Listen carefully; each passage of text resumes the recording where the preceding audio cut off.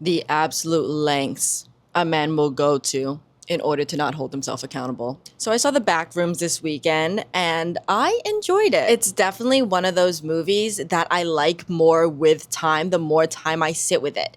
I don't think it's the best movie ever made, but I don't think it has to be.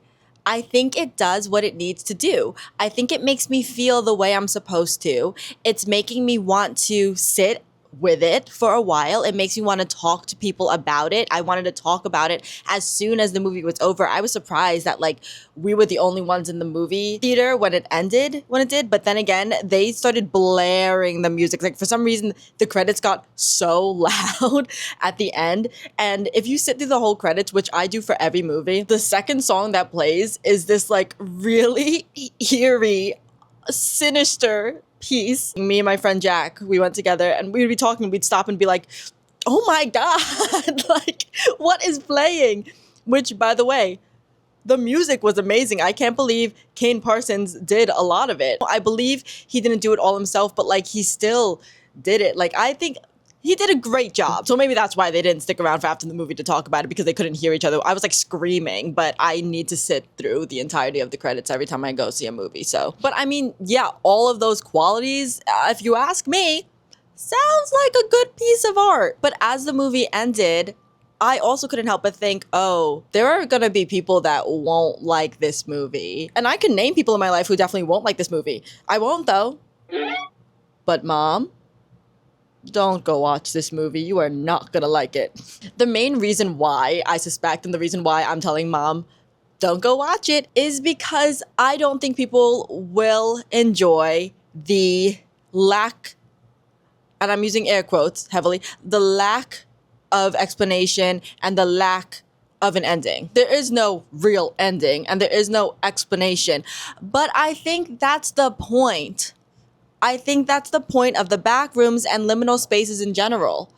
I think that once you give an actual definition to these weird places, it loses the thing that makes it so eerie. I think the reason why it's so scary is because we don't know what it is, and we can let our imagination run wild with it. The reason this all started in the first place was because of one picture, one post on 4chan.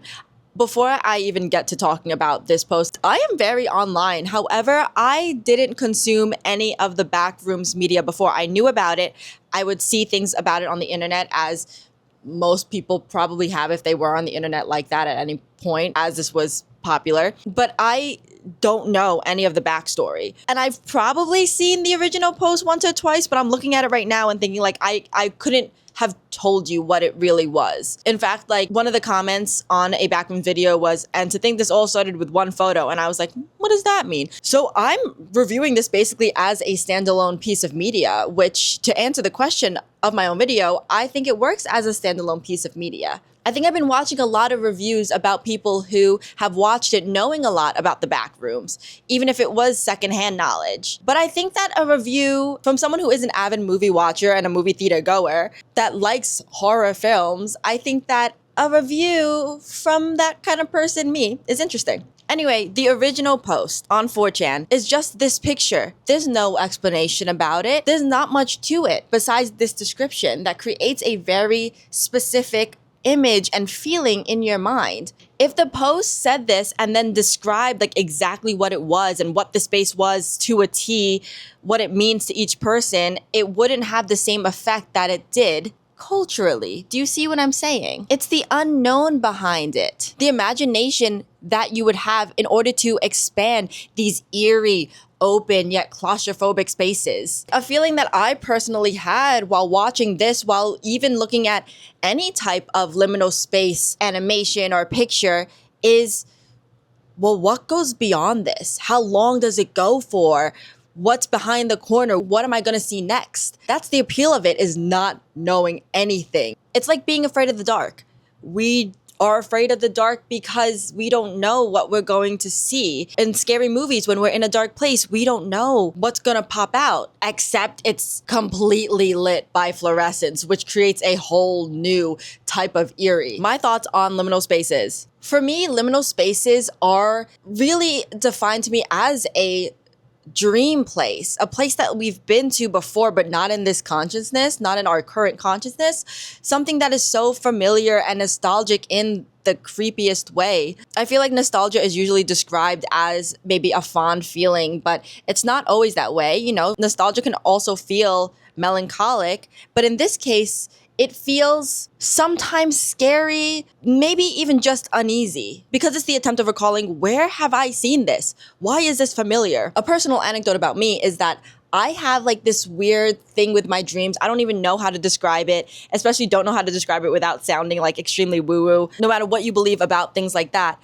I am a very vivid dreamer. I actively know that I have dreams every night. I know that everybody has dreams every night. It's a matter of remembering it. They're so vivid that I usually wake up with a feeling of a dream, if not knowing the exact details of it. And one thing my brain does a lot, actually, in my dreams is I dream a lot of bathroom liminal spaces. Not backroom, bathroom liminal spaces. And like, to be quite honest, it's usually me like trying to find a goddamn bathroom, and these bathrooms just keep going and going and going. Sounds like the Backrooms, except for it's a TH, not a CK. Maybe that's why like these things creep me out so much. I follow specifically one Instagram page that makes these like very awesome liminal spaces in Blender that are, it's like it taps into the childhood nostalgia, because it kind of gives like McDonald's play place. It's so dreamlike. It captures exactly like what a dream looks like to me. Now, I won't get into the specifics of this, but I have had actual experiences where I'm like, oh my God, like did I enter a place I wasn't supposed to be? Basically my backrooms, without knowing that that's what I was saying. I mean, like, there's a difference between being like, oh, this place feels familiar, and then seeing one specific piece of something that's like, no. That's so specific. I know I dreamt of that. Like, let's say like a specific piece of architecture that is so weird to see in real life, but you would see in a dream, and being like, now, wait a second. I've had that happen, and it made me feel so uneasy. It was in a bathroom of an old theater. I was seeing an off-Broadway show and went to the bathroom beforehand. And even walking into the bathroom, I was like, did we like go through some kind of portal when walking down these stairs? And then when I saw a specific trait of the bathroom stalls, I felt like my stomach drop. It was the weirdest feeling ever. And I was like, guys, we have to go back upstairs. Like, this is so weird. What's funny was we were actually watching, we didn't know anything about the show, really. It was just one of our friends was an understudy for it. But the show was a horror show. And so I think that really set the tone for me. I wasn't scared going into this play, but I was genuinely scared while it started. And I think the play was really awesome, by the way. I forget the name of it. The Grey House? Grey House or something. It was a very limited run. And I did think it was very creepy, but I was more scared of my experience in the bathrooms downstairs. Anyway, that's my personal anecdote, so you know how I feel about liminal spaces and how they creep me out. I don't think I'm really one to be like creeped out either about, I don't know, it's a very specific type of creep out that I can get that I don't get often. Like if I'm watching a scary movie with ghosts and ghouls, like I'm not afraid of seeing things in the night, you know? Definitely did when I was younger, but not anymore. But I will say, like, I feel like the Backrooms does have me feeling like, oh my God, what if I do enter this space? What would I do? Definitely not explore more. Let me say that much. There's such a thing as being too curious, let me say. One thing that I did consume pretty recently before watching this from Kane Parsons was The Oldest View. Now, kind of spoilers for The Oldest View, and I'll put a timestamp up here if you don't want to hear the spoilers. I do recommend that you watch it. It is so good. I've been like telling people to watch it so often. It's a series on YouTube, and it's one of those things that I think that he uses the medium of YouTube so well, and it works so well as a short on YouTube in a way that it couldn't as a movie or a show or anything like that. Go watch it. Here's a timestamp if you don't want to be spoiled by it. But like, hey, if you want to go watch it right now and come back to this, go ahead. I think it's great. Okay, that's your spoiler warning. Okay, here we go. And if you're here and you don't want to watch it and you just want to hear me talk about it, fine.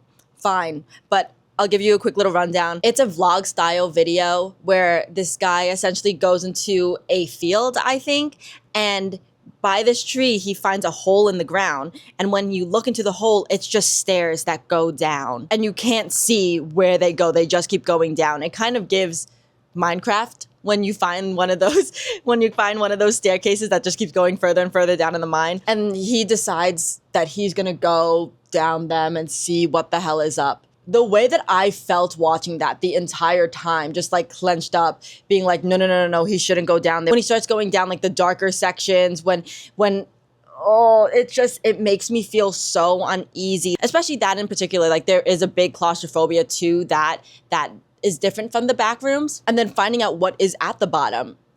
It is just an abandoned mall, but we know that it doesn't belong there. And that's what makes it scary as well. It is just a mall, but there's something so eerie about it because he shouldn't be there. We shouldn't be there. That shouldn't be there. And the question my partner asked me while we were watching it, and I think this is a common question asked regarding The Oldest View, do you think that it would be scarier in the dark or in the light, completely lit up? To which I was like, oh my God, I don't know. It might be scarier completely lit up because there's nowhere to hide. And you're not supposed to be there. Anyway, spoilers for that, done. I promise we're getting into the actual review of the Backrooms. My one main critique, I will say, and why I started talking about The Oldest View, because that did set up a little bit of an expectation for me. The entire time I was watching The Oldest View, I was like this, like I had my hands over my face, like I was looking, but like I had something kind of obstructing my view. It felt so uncomfortable. I almost didn't want to look, and I knew nothing was going to pop out. I knew that that wasn't the kind of horror that this was, yet I still had a hard time looking, and I was still afraid that something would pop out, even though I knew nothing would. I don't get that way a lot with horror movies. I like to look, unless it's like really gratuitous gore. I've watched the Terrifier films and I will go like this and actually not look, but it's in such a completely different way. Like that one, I just like genuinely do not want to see it. Ew. I could look down and know exactly what's going on. I don't need to see it. But for something like this, it was just genuinely like this uncomfortable feeling I felt through the entirety of the film. And so that's what I thought I would feel pretty much this entire movie. And I didn't the whole movie, but I definitely did at certain points. I don't know what would have made more of that feeling. So it was a little bit of a letdown for me that it wasn't completely that, but I think that's my biggest gripe.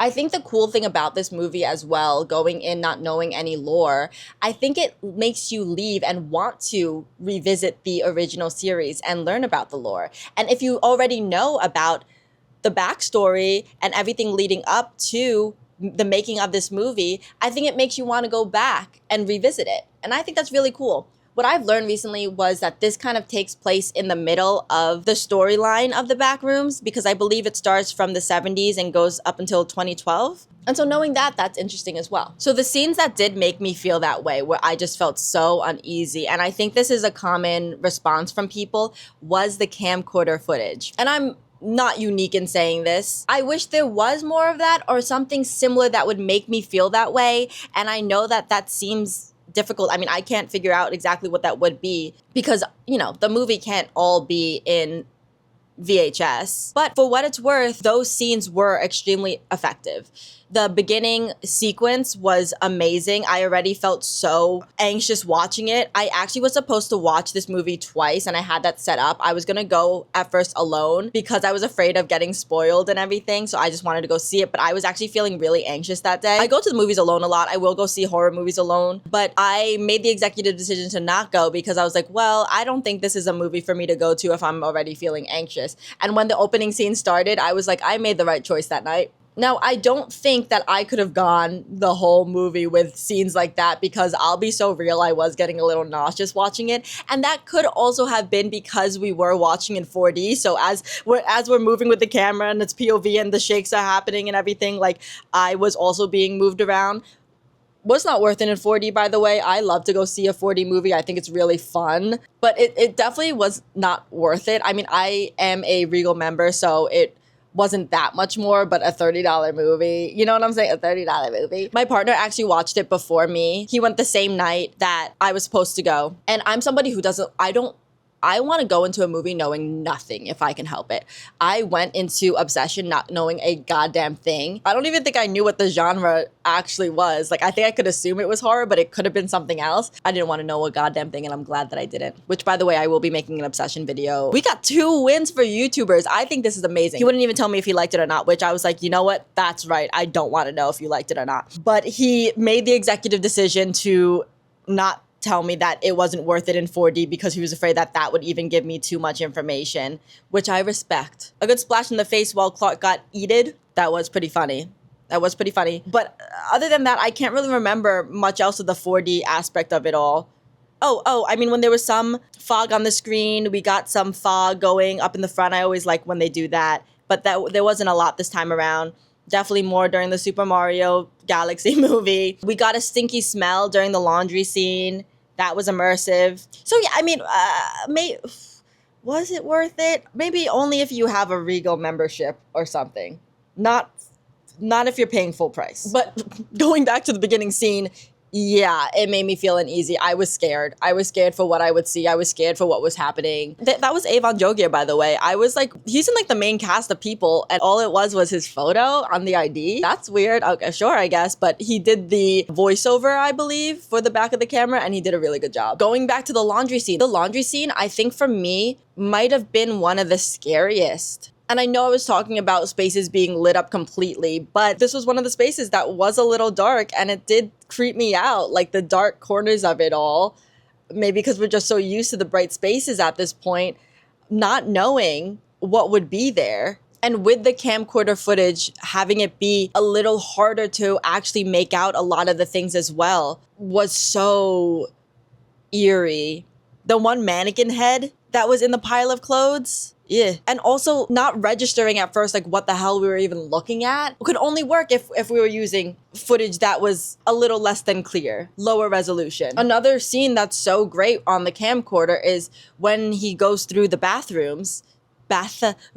He's in the tiled room and he puts down the camera when he hears Kat, his employee's voice, on the other side, and she could clearly see him and he can't see her. It's a static shot with the camcorder and we hear the monster. Ooh.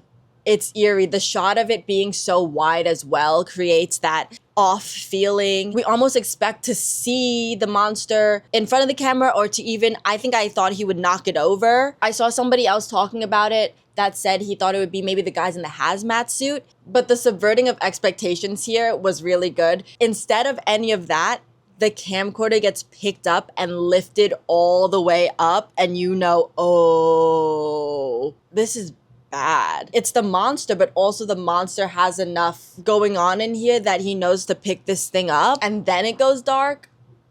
Oh, scary. Which also, I think this is a good scene that expands the way the Backrooms work without actually showing or telling. It creates very vivid imagery in just a few seconds with what's going on in the scene, with Kat yelling, "You can't see me," and her being clearly able to see him. It just makes us understand that the Backrooms are really so much more fucked up than we could even see or comprehend. And there was even a moment that I thought, maybe that isn't actually Kat, maybe it's something toying with him or something like that. But when she realizes the monster is behind him and is starting to tell him, that's when I thought, oh, no, like these rooms are just really fucked up. I like that little bit a lot. The Christmas tree scene. What a talent. What a talent to make something that is so universally known and is meant to feel good and cheery into something so off-putting. That whole sequence on the camcorder was just amazing. I mean, all of that was just really awesome because you know the whole time that something's gonna happen. He brings his employees in, you say, oh, they're not coming out. Which, by the way, dickhead. Ooh, wait till we get to talking about Clark. He pisses me off. My partner thinks that he brought them in knowing that they wouldn't make it out. I don't necessarily think that. I just think that he brought them in without a care for their well-being whatsoever. Because he did expect to come out of there with the camcorder for sure. But for example, sending Bobby down with the camera and having Bobby be like, oh, no, I want to do this. But he didn't volunteer first. It was definitely Clark saying, you're going to go down there. Like, if you want to know so bad, you go down there, buddy. Going back to the fear behind not knowing what something is, I think when we see less of the monster, it is so scary. And we're going to get to the monster and all that. But I do think another really scary bit for me was when Bobby gets dragged back down. And the tension of that scene, because you know what's going to happen next. But how will it happen and when will it happen? And I didn't even see the rope was still hanging down that ramp. And how it's tied to the bed still. That's what I was thinking when they couldn't get it off of him. I was like, it's still tied to the bed. They are so fucked. But once they get down there and all you see is the most brief set of movement going into the wall, whatever it was, the monster with Bobby going into the wall, and you see the blood on the ground. That little bit where you just see it just disappear. And now there's new things to look at, which is literally his blood on the ground. I think that was well done. A scene that I also think really works in the same way, but is not camcorder, is the scene where Mary's running away and we see all the levels of the back rooms that just go down indefinitely. So much so that when the door falls, we don't hear it drop. It just keeps going. Seeing all that space and with the additional fear of heights to a new level, that made me feel a certain way.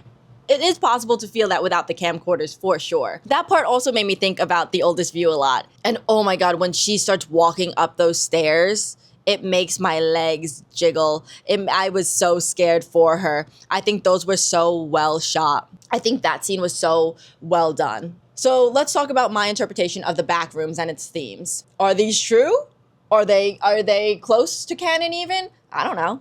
I genuinely don't know. I think that's what makes it good art. I think that's what makes a lot of art good art, is that it is up to your interpretation. And even if your interpretation isn't the same as the intent of the directors or the writers, it still made you feel something. And yeah, there's an extent where like you can be totally wrong. But with this, it's so open that it can be anything. Going back to Obsession, spoiler free, the story is a lot more clear cut. There is a wrong way to interpret that movie, and I do think there are some people that are. I don't know how, but they are. And by no means does that make it a better or worse movie. It just makes it a different movie and story. But something like this, something like The Backrooms, lets your mind wander in the same way you would through the Backrooms. I think that's genius. And that's what makes this concept so fun and scary at the same time. And maybe it even says a lot about us in the ways that we interpret how the Backrooms work. So let's reflect on these two main characters, Clark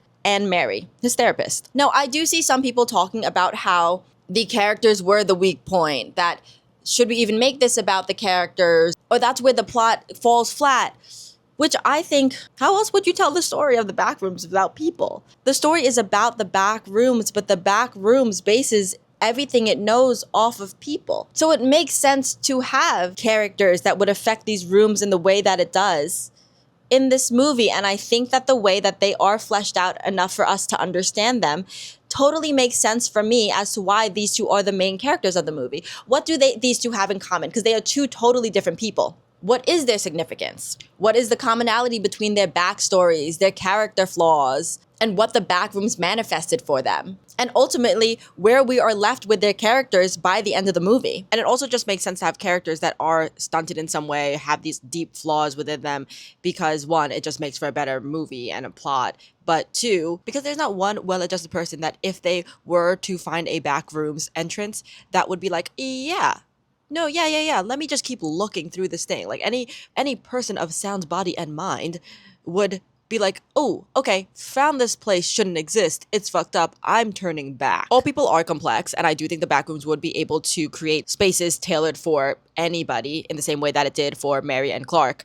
However, I don't think that everyone would put themselves in a position to even explore it a little bit more for the Backrooms to do this in the first place. Or maybe it would for a little bit, but I don't think if someone accidentally discovered a portal to a fucked up area like this, that every single person would go through it.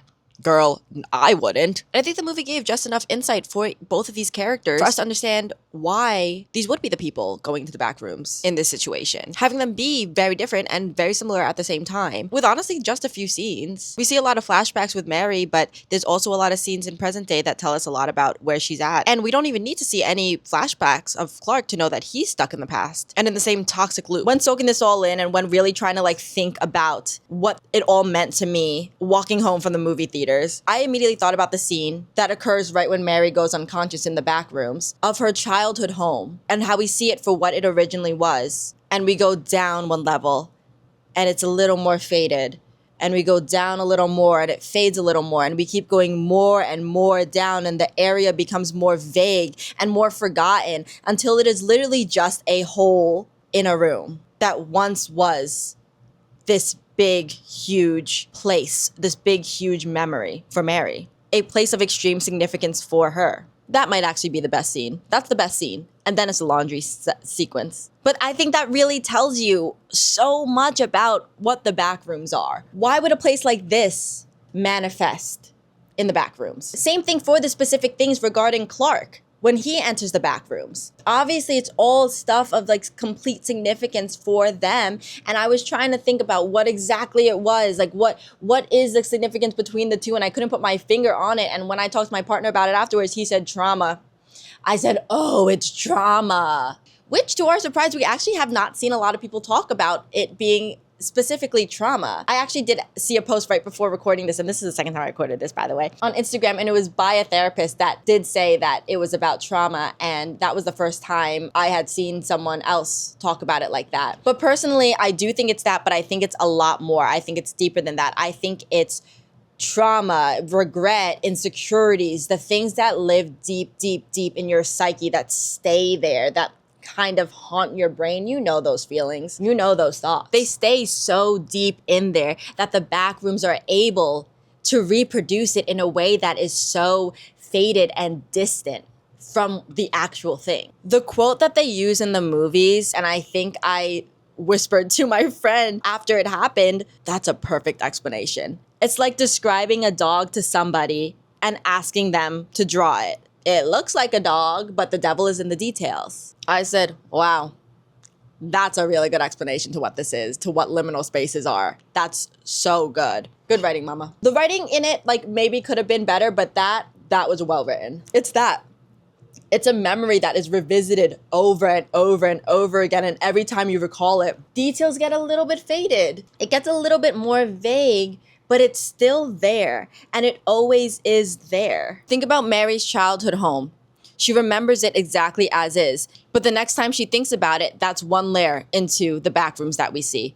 The next time she remembers it again, it's one more layer. She remembers the feelings that it provokes, but maybe not necessarily what that window actually looked like anymore. And you know that she ruminates over the past so much. That's the flaw in her character, that even though she's trying to help this man get through the same fight that he keeps replaying over and over in his head, she wrote a book about it and everything, about finding her window, opening that window. She's so stuck in the past, she's literally carrying a piece of cement with her mom's handprint on it. Everywhere she goes, she has it on her dinner tray while she's eating. She brought it to the back rooms with her, which sure could be as that good luck token, but there's something to be said that it's always by her side whenever we see her in the movie. And think about how she looked, the way that she felt when she was watching her own ad talking about her book, in which she can help you open your window. You could see that she doesn't really buy it herself. But I do think it's important to note that even though Mary and Clark both have similarities in which they are stuck in the past and going through this loop over and over in their head, they both are doing it in completely separate circumstances, because Mary is a victim in this situation, dealing with the repercussions of having an unwell mother, whereas Clark is most definitely the perpetrator. You see it in the way he talks, you see it in the way he lacks accountability. They both have to hold themselves accountable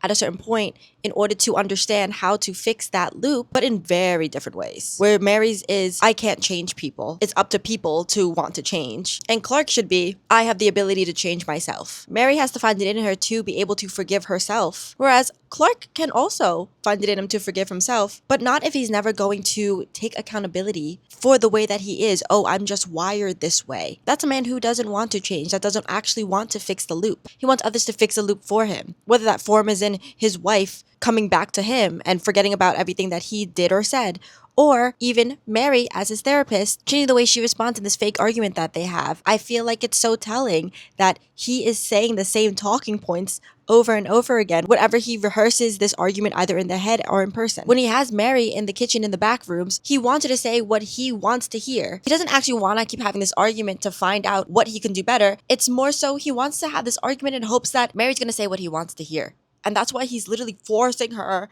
at knife point to do so. I just know that when he replays this loop over and over in his head of the argument, he's imagining ways in which his wife would have responded better, not him. And even sometimes when replaying those arguments for anybody really, we have a new bias of looking back on it based on our current feelings. Those memories can twist. It's like when, I forget what it's called, but when the police are interrogating somebody and they ask leading questions and you can basically convince witnesses to misremember things. I feel like it's kind of like that, except for it's your own personal bias that's making you revisit the situation and think of it differently. Just another way of fading and twisting these memories like the backroom does. Comparing it to something personal, in times that I have recalled, and there's a specific place linked to these weird or bad memories. I was actually just talking about this the other day. How, for example, college, not great for me. Won't get into it. Not great for me though. That it's such a big part of my life. It was 4 years of my life, yet every time I kind of think about it, the memories are fuzzy. I've had such big instances there where I'll retell the story now and the main pieces are there, but the rest is so fuzzy. Yet I remember exactly how I felt, but maybe not exactly what happened. I can kind of see certain areas where things took place, but the faces maybe do look like the people we saw in the back rooms.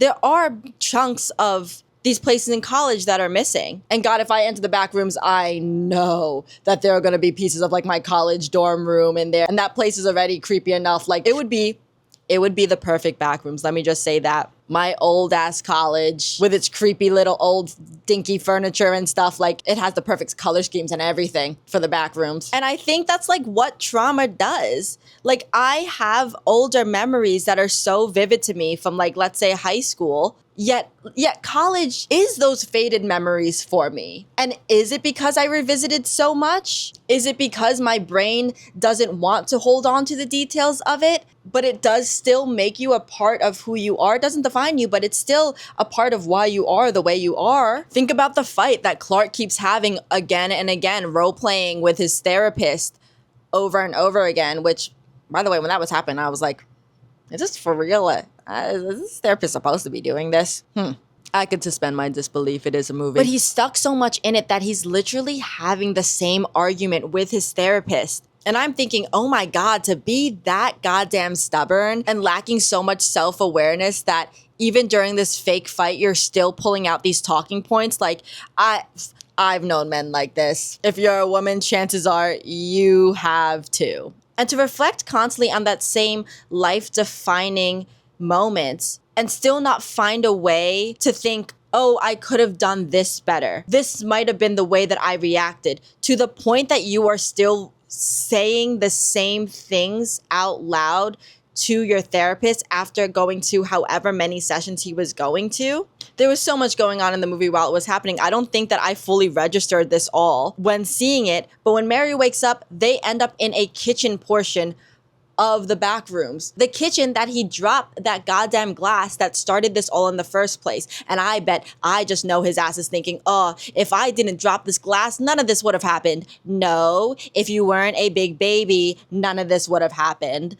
And something else I didn't catch but seems so obvious to me now is that woman is his wife. It's a copy, a backrooms memory of his wife. My partner pointed that out for me and I was like, oh my God. How did I not catch that? Yeah, he scalped her and she had the same red hair that she had in the photo, but I still was just like, oh, it's just another redhead in there. Like, I knew that those people were people that he knew because of the whole memory thing.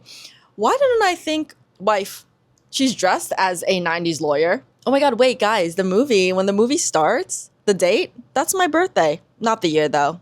not far off, but not the year though. I was like, wait, that's my birthday. And in retrospect, you could see this now because at the time we don't know what the monster is. But when the monster enters and the woman, the Backrooms woman in there, freaks the fuck out and starts running to an exit, and the other man in there, the two other people in there don't react like that. It's like, oh yeah, that's his wife and she's fucking scared of him. Because while watching, you just think, oh yeah, like these creatures are scared of the monster because it's the monster. And you know, I want to say this much because talking about this, it really makes me think. Because what I'm wondering as he's going off is, now how did he figure this all out? He literally starts pulling off the monster meat off of this man. And he's like, and they're edible. And I whispered over to Jack, I said, so how did he find that out? And hold that thought for a moment. They don't feel pain, stabs him in the neck. Now this man is obviously ready to be violent. He has Mary strapped down to a chair and is waving a knife at her. He's an angry man. He says the role-playing doesn't really work with her, pointing to the Backrooms woman, the Backrooms wife. We tried this with the knowledge that that is his wife. This is the kitchen in which it occurred. He's trying to roleplay this scenario in which he keeps still getting mad and resorting to calling his wife a fat ass. How did he find out that stabbing them didn't cause them any pain? Do you see what I'm getting at? And I know that he's going crazy down there. I know he's been in there for a long time. I think the Backrooms time works way differently than it does in the real world. I think that maybe he was gone for like a week in the real world. It was enough that he was able to cancel his appointment with Mary. But even when she's down there, she goes, how long have you been here? And sure, that could be a question of you've stayed in here this whole time since I've last seen you. But for me, it seems like really a question of how long has it been in here? I feel like maybe it's been at least a month or two. And a month or two in a place like that in isolation besides the monster would make anybody be a little bit crazy. And to a point that he resorts to eating the monsters in order to survive. Side note, when he opens up the fridge, we see Kat's head in there. And I'm like, where's the rest of her body? Like, did she just get dismembered by the monster like that? Or like, why is it in the fridge in general? Did he also eat her? Well, like, would he have resorted that quickly? Because I'm thinking like that her body would spoil bad unless things stay the same, like really do stay the same down there or something. It just really makes you think. There's a lot of stuff that went down and he is so unwell. And it's either he chose to stay down there all that time, because why didn't he escape? Or when the monster got him, he brought him to a place in which he couldn't find a way out. See, I like all these things. I like not knowing all the answers. I'm speaking about this now and I'm finding new questions to these things. Questions that don't necessarily have to be answered. Let's go back to Mary for a second and her will to even see if these Backrooms exist in the way that Clark has described them. My partner had a theory about her mother and I subscribe to it. I think it makes everything make sense. So now this is my headcanon. He thinks that the mother has an experience with the Backrooms and that's why she's acting like that. That's why she's saying you can't go out. You can't go out into the world. Something happened to her in that way. Which makes sense to me because when Clark does start describing this place to her, I don't read her reaction as thinking he's entirely crazy or making it up even, especially once she sees the map. I don't know exactly what the reaction is and I haven't watched it again since, but there is something interesting about it and the way that the shot lingers on her after he leaves for such a long time. It really has an impact on her.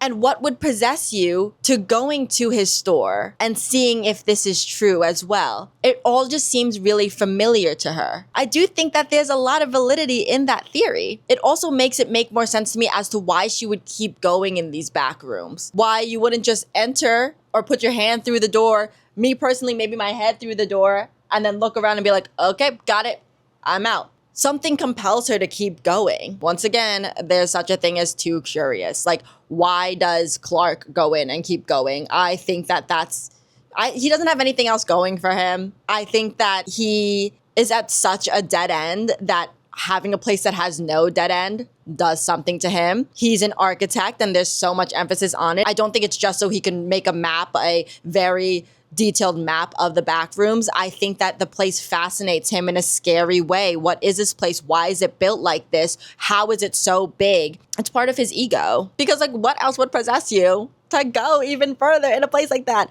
Hell nah, I'm not supposed to be in there. Once I get in, I'm afraid that I can't get out. Personally, that would be my first thought. I don't know. Tell me what you think about that theory in the comments below, please. Do you think that's it?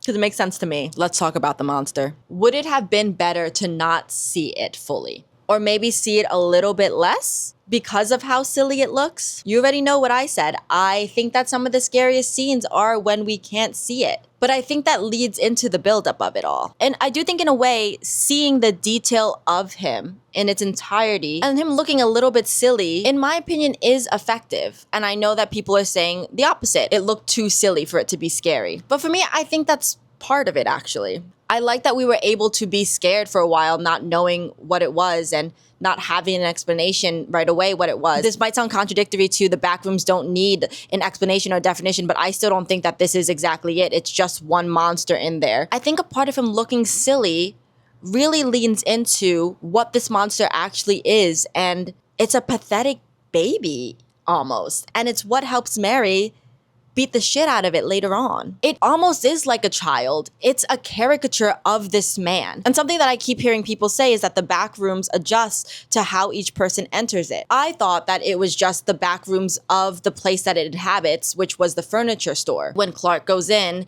there's so many things regarding the furniture store and the furniture theme and all of that. When in reality, that is just the back rooms recreating significant things from his mind.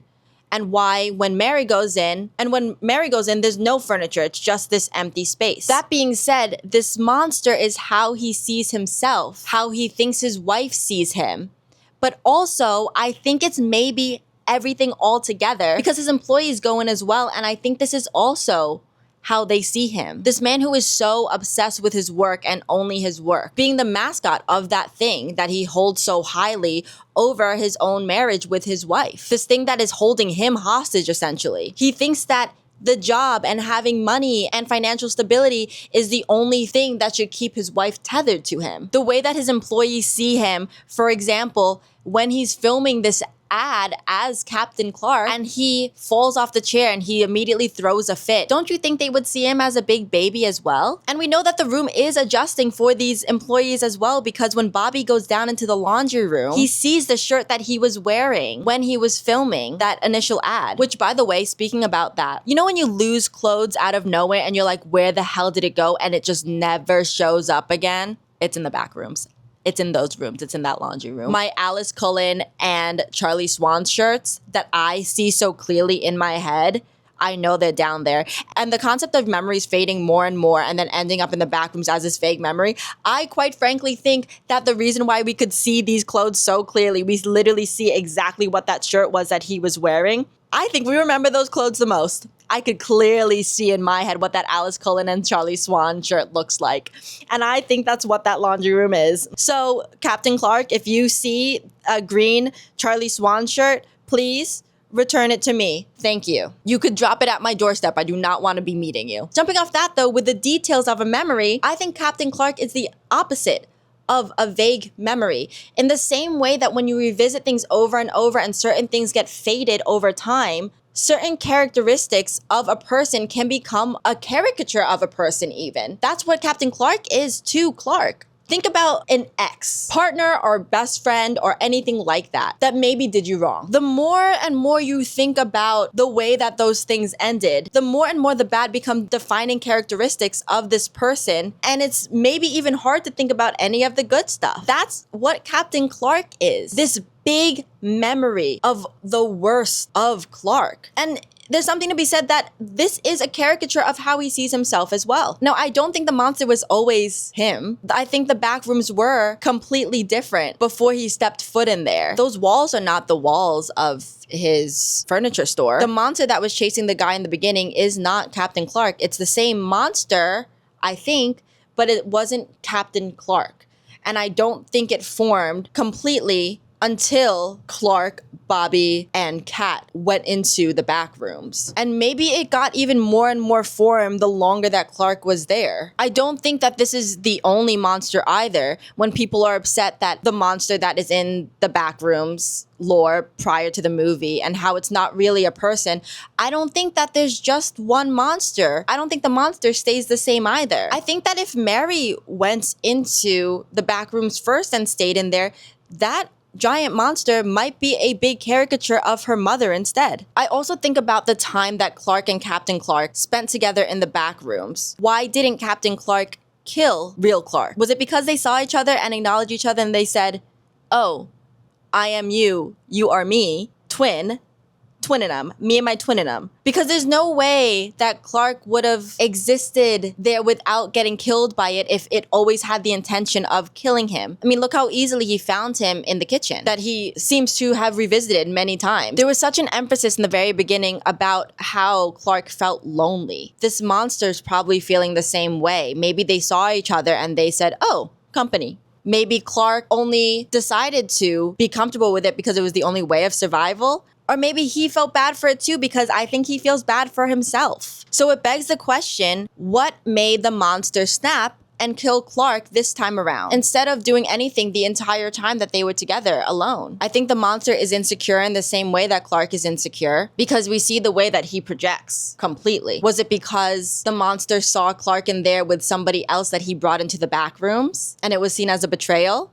Or was it seen as a betrayal because the monster is aware that this is their therapist that's trying to change them? Or deep down, does the monster want to change? And so when he says, we don't have to change, it's just the way we're wired, dumbass, that's why he says nope. Or maybe it is because of his absolute reliance on this therapist. He no longer has anybody else in his life that will listen to him, that will go through any of these things with him. He's having the same argument that he had with his wife over and over again, but in a way that he's like, oh, I don't want to do this. It feels so stupid. But yet he's so in character. It feels like such a real argument. Is there this disconnect in his brain that now this caricature of him is so dependent on her? I can almost see it when he's chasing her down. I was thinking, is he gonna kill her in the same way? Because also, like, she's able to go past him, and I know that he's chomping down and eating and all that stuff, but I was afraid that, like, you know in movies when, like, something's happening and, like, the monster is biting,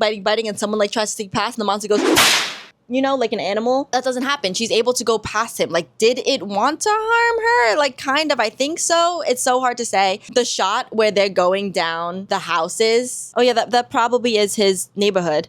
And he's dragging Clark's body behind him. It's so scary, but I do wish that it lingered more on that. Another complaint that I've been hearing people say is that the pacing was off. It was too slow in the beginning and then it sped up too fast in the end. I could see maybe the too fast in the end, but I think I like the pacing. I think that the pacing, for the most part, does have to be slow.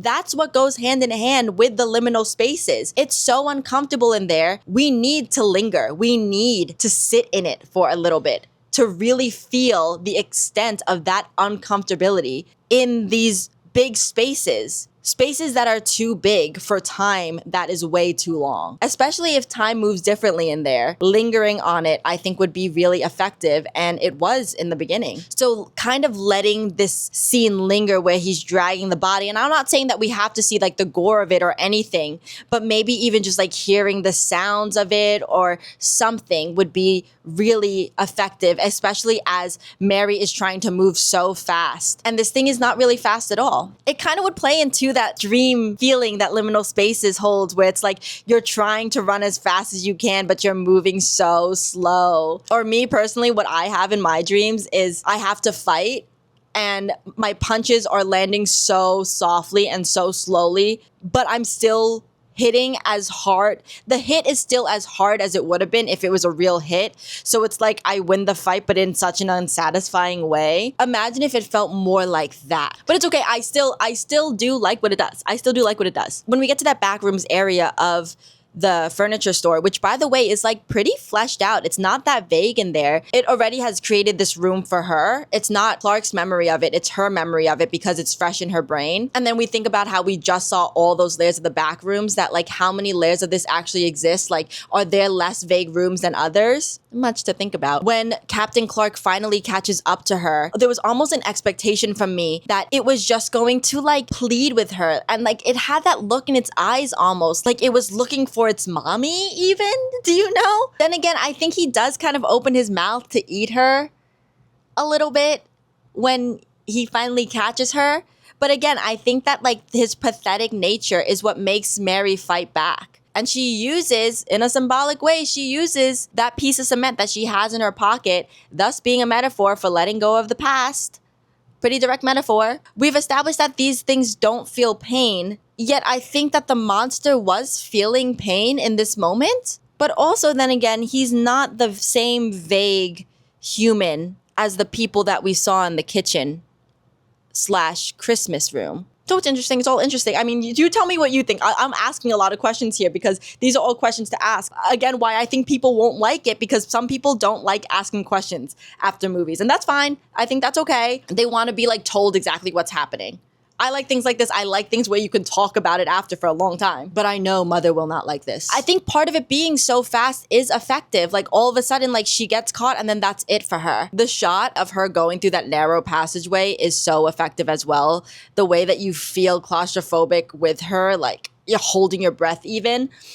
Really good. And of course, like you're so hoping that somehow she gets out, even though she's in this area of the back rooms. We have no idea where she is. Wait a second. Clark chose to stay down there. He chose to stay down there. I was like, oh, we don't know how far she is, but it's far enough that Clark could take her. Clark found her at the beginning of the back rooms. He chose to stay down there. What a freak. What an absolute freak. Dickhead, like, you're the worst person in the world. You know, like, it's not you're the worst person in the world, but you're some of the worst people that are actually out there in a very common way. Does that make sense? I'll say it again. I said it when the video started. I'll say it again. The lengths a man will go to not hold himself accountable because he clearly knew how to get out. I'm thinking it is possible that he does know where to get out. He made that detailed map, but like what if the monster knocked him out and then brought him somewhere like deep, deep, deep there? He found her at the beginning. He quite actually chose to stay here. And I'm thinking about the drawings that I need to find pictures of the drawings. The mural, actually. Okay, I'll put these up in the screen so we could look at it. Oh my god, wait, he has a little bit of a calendar on here. So we know it's been at least a month. Tables don't bleed blood. Why think in terms of magic? Be realistic. Here and now is a two-way street. So he's staying in there because something about it benefits him. What a freak. He's also presumably seen the men in hazmat suits, actually. I mean, I know that they know that he's there and they're watching him, so maybe they just left him alone. The floor plan changed again. Roof is wrong. Roof is wrong. I don't know who signed the plans, but the handwriting looks like mine. Oh my god, there's even more to think about. And yeah, duh, he chose to stay in there. There's so much to this that I'm forgetting, like, crucial details. He tells Mary, we're realizing things in real time. He leaves to call Mary to cancel his appointment, so of course he knows where it is. He literally left and then said, I found my window, in reference to her book, meaning that, like, this is his answer. So yeah, I redact what I said about him maybe being in there against his will. Oh, what a freak. Why do you think he stayed down there? What do you think compelled him? Like, specifically. So anyway, the ending. Back to the ending before my realization. When she's in the room talking to Phil and he's asking her all these questions and he redacts the photo of the monster and we know that it's the monster, but there's a black box over it. It's like they're still keeping it a secret unless they just had this thing printed already to go. Obviously they knew where to find her, right? So they were watching the whole time. But to choose to have the monster redacted is such an interesting choice. And maybe that's even so her memory starts fading of it instead of reminding her again so that it wouldn't fade. He starts asking her about Clark, and I wish that I remember the specific answers because I want to know what they're going to keep questioning her about. But I love the moment, not for her. I love the moment where she realizes, oh, I'm not getting out of this. And it's so sickening.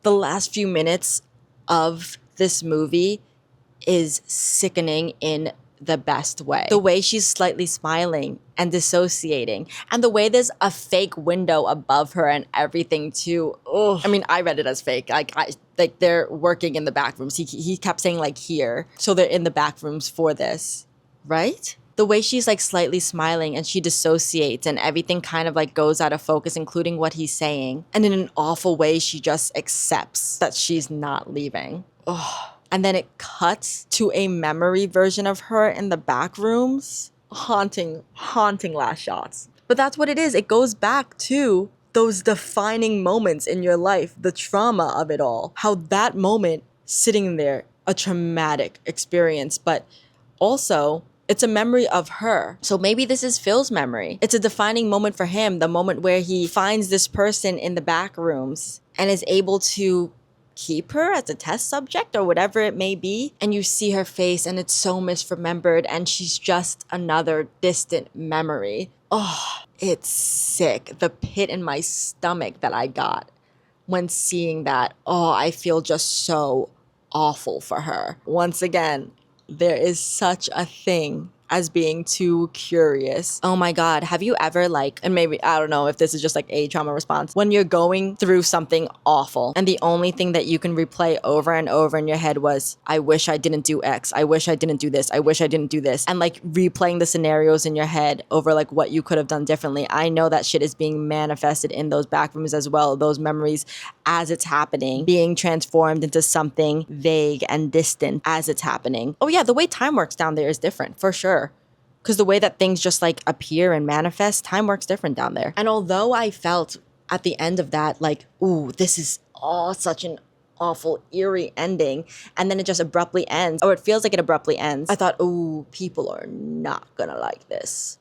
They are not gonna like this. But that's the thing about this movie. The more I sit with it, the more I like it. Sometimes when I leave a movie, I'm not sure about what I'm going to rate it, specifically on Letterboxd, but in general. I have a vague idea and I'm usually within a half star from that idea. And it's so hard for me to rate it right away, but I still want to do it while it's fresh in my brain. But sometimes the feeling after a movie affects the way that you rate it. For example, if you leave a movie feeling a little negatively, it might affect that rating where it's like, ooh, I felt bad after this movie, must be bad, which is simplifying it, of course. But you need that feeling to settle and think, oh wait, this is how the movie's supposed to make me feel. The same thing happened to me with the drama. Vice versa, sometimes a movie makes you feel pretty good, pretty elated after that you rate it even higher. Super Mario Brothers Galaxy. I was like, wow, that was fun. I had fun during that movie, rated a little higher, sit with it. Wait, that movie wasn't actually good. I mean, I never thought it was good, but not as good as I rated it, go back, put it down a half star. I did think that it was missing a certain something after leaving the theater.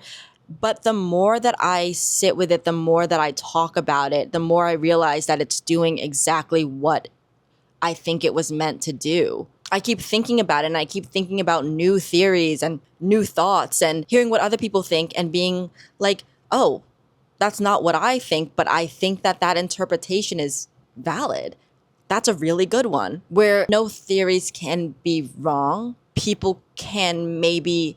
What am I trying to say? Like, it can't be wrong, but of course there are going to be people that like seriously misread certain things, But for this especially, it doesn't really feel like there's any theory that I've heard that is wrong. The same thing happened for me when watching Obsession, where I just kept thinking about it and talking about it, and then afterwards I rated it another half star. But it doesn't make me think in the same way that Backrooms does. Like I said, that one's a little more clear cut, but no spoilers for that. You should go watch it if you haven't already, and if you want to see that video, make sure you subscribe, because I do have thoughts on that. But, you have to take some of these criticisms with a grain of salt. A lot of people knew about the Backrooms, and a lot of people knew about the Backrooms from TikTok. Their attention spans on TikTok are not that good. Things are spoon-fed to people on TikTok. The attention span problem is part of the reason why the last season of Stranger Things ended the way it did, spoon-feeding everybody. I just don't understand. Where's Allison? In the back rooms? Well, imagine this coffee cup is where we are, and these other coffee cups are other rooms in the back rooms. They keep moving around, and it's almost impossible to track back where you were. You have to remember, these are the same people that'll see a TikTok video about an 11 bean soup and then comment, what if I don't like beans? Media literacy is not exactly all there, especially if this broad of an audience is seeing the Backrooms. But it also seems that if you are a fan of the Backrooms and always have been, that you would like this movie and understand what Kane Parsons' vision was. By the way, I think that any of the criticism about his age is so stupid. He's been doing this for years, and you think because he's 20, it invalidates his accomplishments?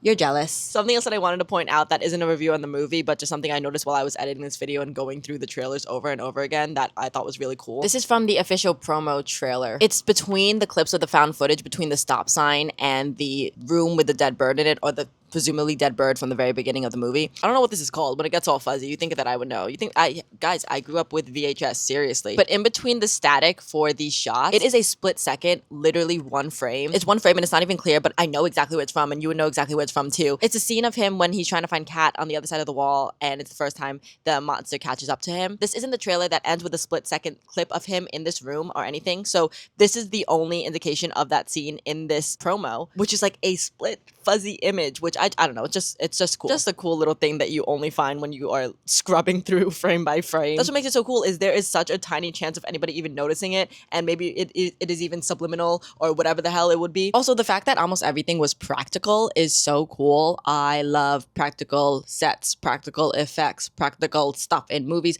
I wasn't sure if it was because he is so talented. Kane Parsons is so talented in Blender. I wouldn't have been surprised if a lot of it was in Blender, which is also impressive in its own way, but being practical, very cool. And I think there's something to be said about two YouTubers right now making movies that are absolute hits and not having big name people, these big name studios being the only ones dominating in the film industry. I mean, like, look at these big studios. Mandalorian and Grogu, flop. Moana, live action, I know that's gonna be a flop. Those movies should not exist. The live action movies, I have so much to say about them. In fact, I am making a Lilo and Stitch video on this channel because I've had so much to say about that. Oh my god, it just makes me so mad. And I will be unfortunately watching Moana, so I could also have something to say about that. I don't want to watch it, but also like I have to watch it. That's how I felt with Lilo and Stitch, and like at least I'm not spending my money to go see it, and I already have like a movie pass to go see it and everything. But if you want to see more videos like that, if you enjoyed this video, please make sure to like, comment, and hey, even subscribe.